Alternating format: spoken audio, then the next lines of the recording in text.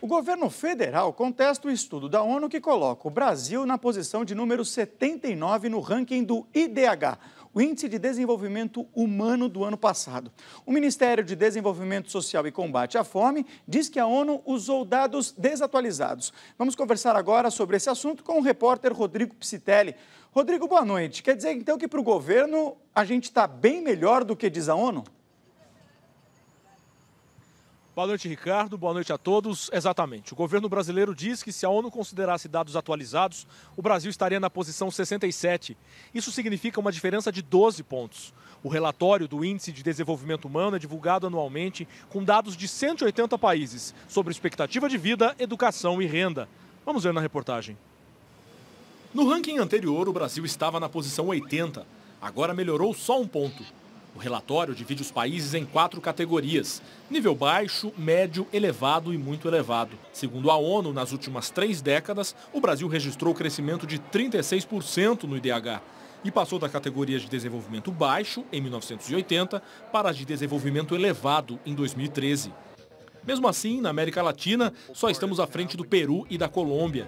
O relatório também aponta um aumento na renda per capita do brasileiro, de 14.081 dólares em 2012 para 14.275 dólares em 2013.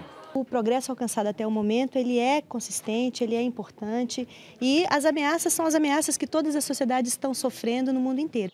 A expectativa de vida do brasileiro subiu nos últimos 30 anos, mas a média de 73,9 anos ainda é baixa se comparada a países como Suíça, China e Japão, primeiro no ranking.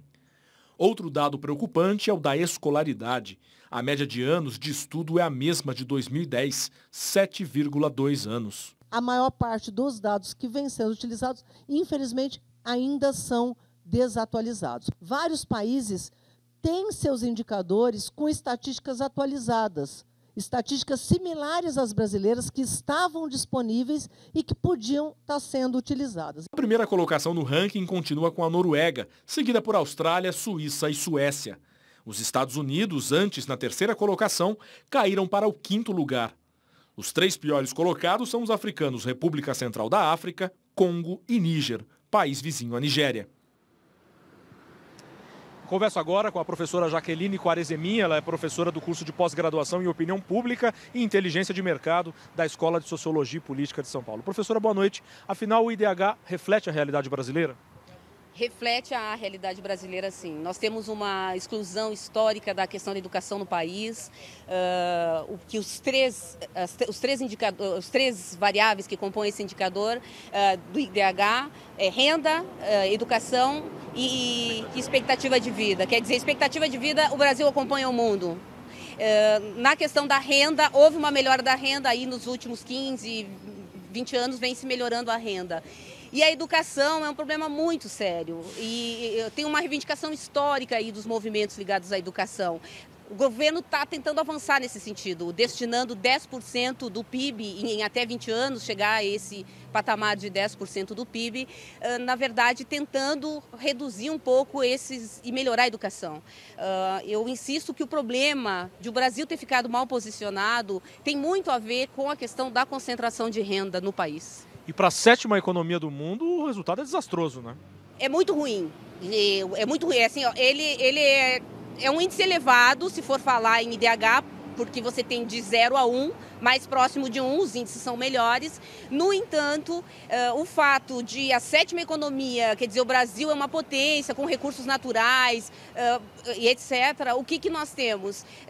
Uma exclusão da grande parte da população, e aí a gente teria que ter políticas sociais mais inclusivas. É importante dizer que os índices no país começaram a ser monitorados recentemente.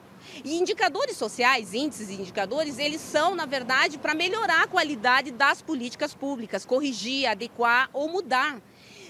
O fato de ser recente essas medidas também fez com que os governos não fizessem nada, não é? Então é importante que a população, a sociedade se aproprie dessas conquistas sociais de modo a que sejam políticas de Estado e não políticas de governo, porque a cada mudança de governo se retrocede um passo, não é?